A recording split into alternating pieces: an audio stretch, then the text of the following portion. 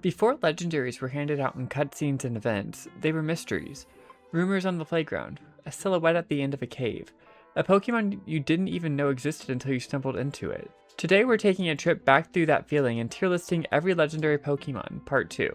Celebrating the ones that made our jaws drop and the ones that maybe didn't feel so legendary after all. Hello everybody and thank you for coming back to my channel. My name's Lane, and with that, let's get started. Alright, and we are back with our tier list here. So I made it through Kanto through the Unova region in the last video, and today we're gonna start back up with the Kalos region. So we all know I love deer. My three favorite animals are foxes, deer, and monkeys.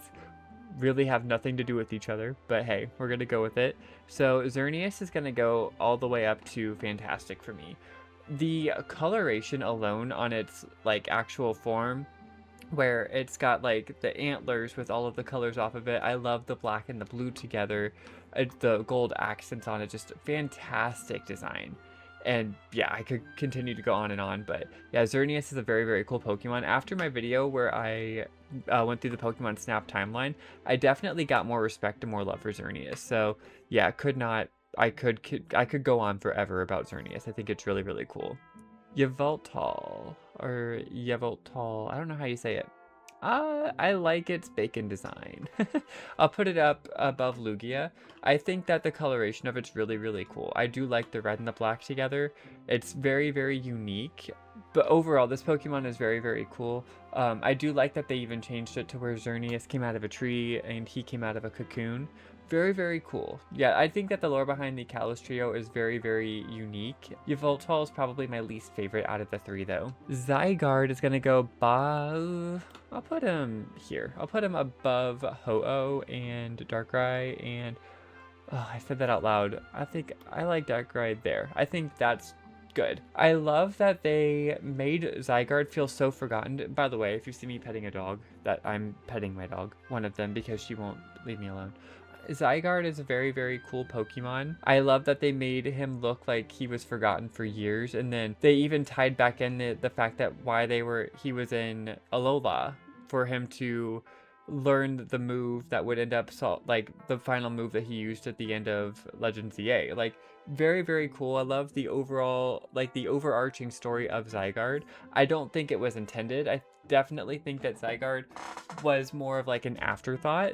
But I do love that, yeah, I think they did Zygarde justice in Legends EA. Moving on to the Alola region, we got Type Null and Silvally. I'll put both of them in good. I like them enough. I just don't think that I like them enough. I just don't necessarily know if they are actual, like, legendary Pokemon. I do like that from a lore aspect, they were created to fight Ultra Beasts, and they can change their type through the Arceus system, which is just like Arceus.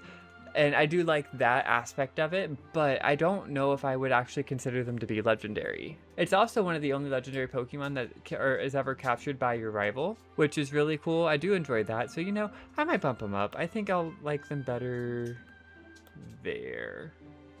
I think that that's pretty cool. All right, now we got the Tapus. I think Tapu Koko is definitely my favorite, so I put him at the bottom of the bed. I think that Tapu Koko giving off kind of like a punk rock vibe with his mohawk is really, really cool.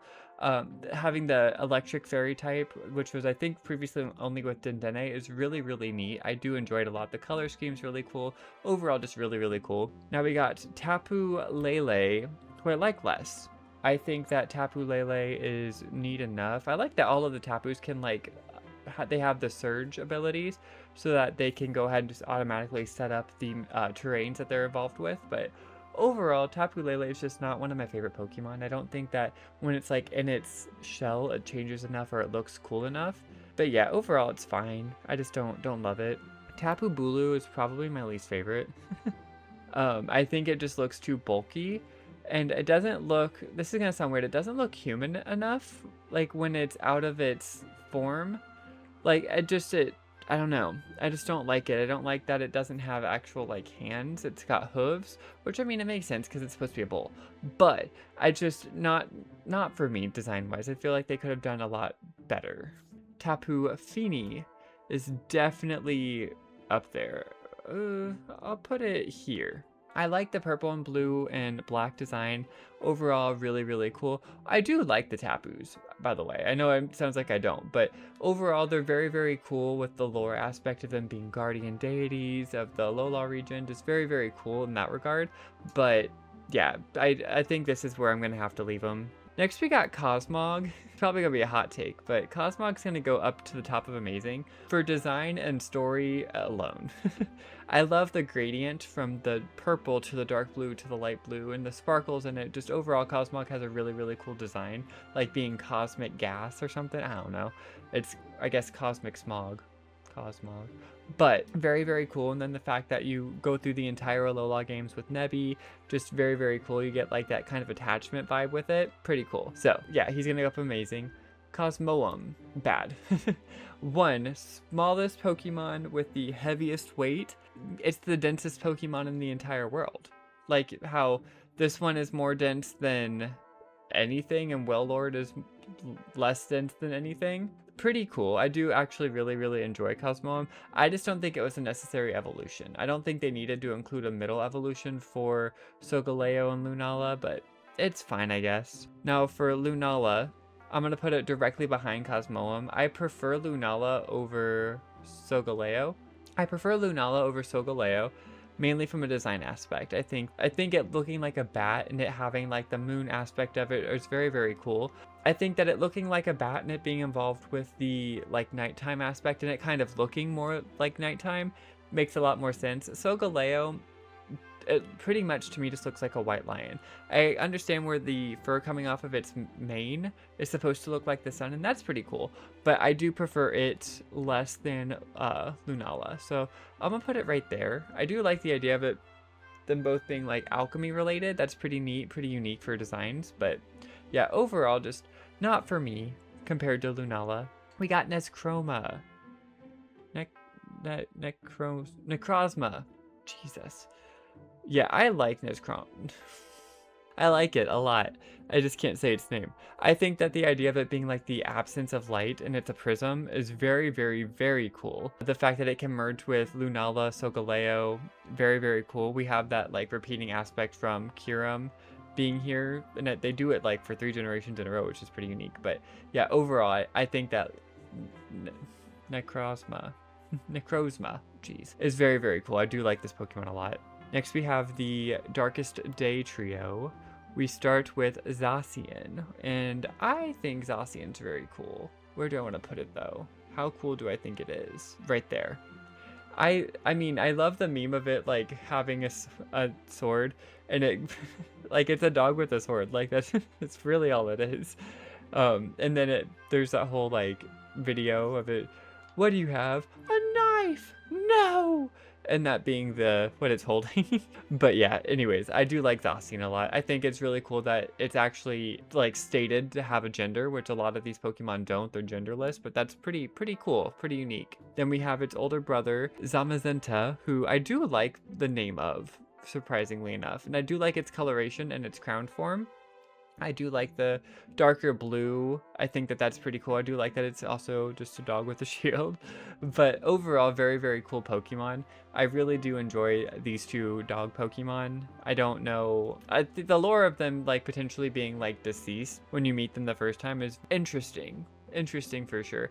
I don't know if it would bump any of them up though for me. Now we got Eternatus, who I'm going to put down in bad. Here.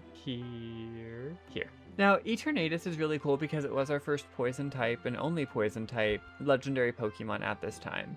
And that's neat. I just wish we knew more about it because it definitely resembles more of like an Ultra Beast compared to any other legendary Pokemon that we have. Like, it definitely looks more alien, more than what we were used to seeing. And I mean, that's kind of the point. Like, it came from space, right? And then it caused the Darkest Day. We have a lot of legendaries coming from space. I just realized that. That's interesting. But yeah, overall, cool enough. Next, we got Kubfu. And Kubfu is going to go top of amazing. I'll put him bottom of amazing. I like him enough. He's really, really cool. I like fighting types that like grow into fighting types. When I say that, like, we don't just have a horse. I love Paldea though. It's one of my favorite Pokemon, but you get what I mean. Like, it looks like it would be a fighting type. Like, Keldeo is just a horse that gets the fighting type. Galarian Zapdos is a bird that gets the fighting type because it can kick you. But these are like actual Pokemon that would look like they would stand a fight against you, like they would win. I do really also enjoy Urshifu, both forms, because I think I like Rapid Strike over, or I like Surging Strike. I like the Water type one over the Dark type one. Oh, Rapid Strike and Single Strike.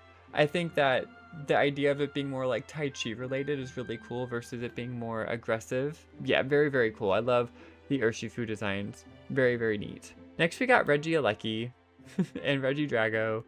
And I'll put both of them bottom of good. I think that they are a bit more interesting to look at than Regice, Registeel, and Regirock.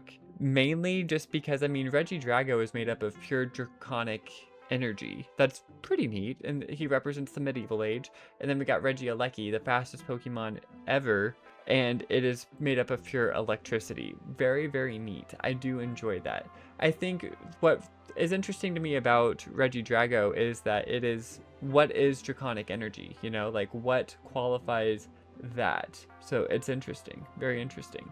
Next we have Glastrier, which I said correctly in my short I made about it. Whenever I make a short about Pokemon, I usually gain some appreciation for them. So I'm gonna put Glastrier and Spectrier both up in the amazing tier, strictly because I do truly believe the theory that I put out there about it being two halves of a Galarian Rapidash. I think that that's a very, very interesting theory. So I'm going to put them up in amazing, love it or like it. And then we got Calyrex, who is like kind of a Celebi knockoff, but he's the bountiful king of the harvest. You know, he's a king. He's a king. We got to respect it. You know, I'll just put him next to his steeds.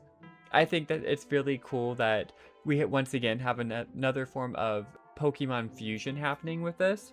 With these Pokemon and then becoming the, like the king. I like the lore behind him being the bountiful king of harvest. Very, very interesting, very cool.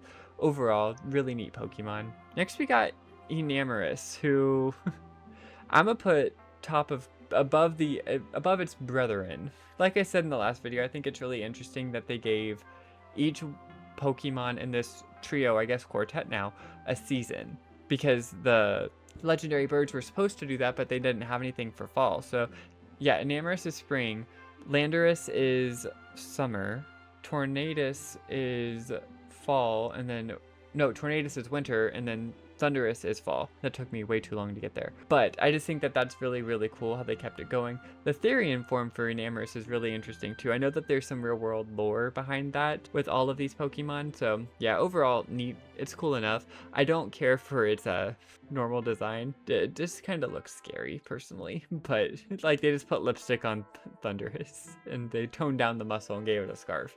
But anyways. Alright, now we are finally on to the Paldea region, and we are going to start with the Treasures of Ruin.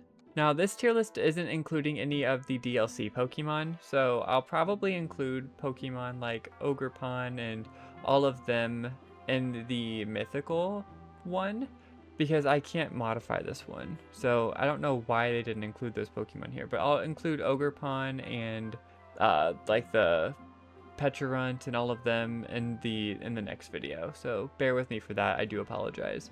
But we're gonna start with Wo-Chien. Wo-Chien is kind of cool because it's based off of like the scribe that that's like the treasure that it was. So it's like a bunch of like scribe text and all of that. Pretty neat. I do enjoy the design of it being a slug. I don't like bugs, but the slug is pretty cool, not gonna lie. So, you know, I think overall I'm gonna put it, I like it better than Enamorus. Then we got, I believe, Ting Lu, whose treasure was its bowl. I think that it being based off of a moose is really interesting. I wouldn't expect that from, like, it's just very interesting. The typing of it being ground dark is actually pretty cool as well. Overall, just not super interesting to me.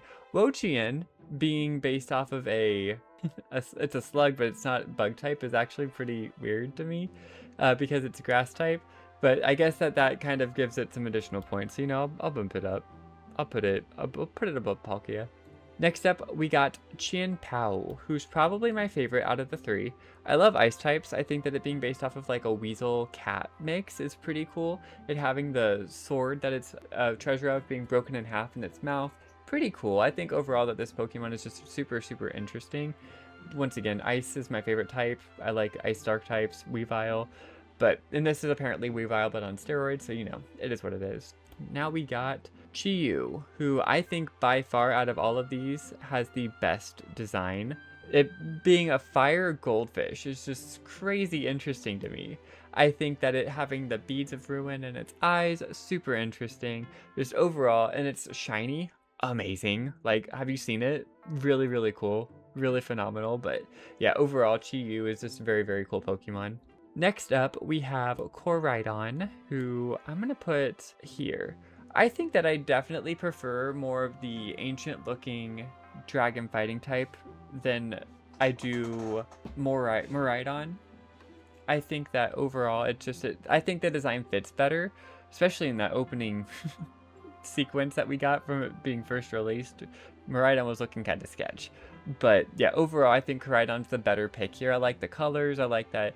I don't know why I'm always just so fascinated when the Pokemon does any type of like gradient.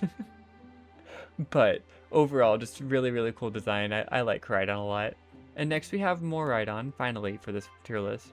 I'll put it here. I think that I like the colors of it. I just, like with Zekrom, who's directly under it, I think when they try to make a legendary Pokemon look futuristic, and I understand that the whole gimmick behind Miraidon is that it's from the future, I don't care for it. I think that they, like, because a legend is something that has been around for a while. So for it to be a legendary Pokemon but look so futuristic, I think that that only speaks towards its strength, which kind of makes us redefine what a legendary Pokemon actually is. So, I don't know. That's just me. Alright, thank you guys so much for joining me for this video. I hope you guys did enjoy. And yeah, let me know who your favorite legendary Pokemon is if you didn't in the last video. I hope you guys have a great and safe day. As always, keep exploring, keep learning, and stay safe out there, trainers. Bye!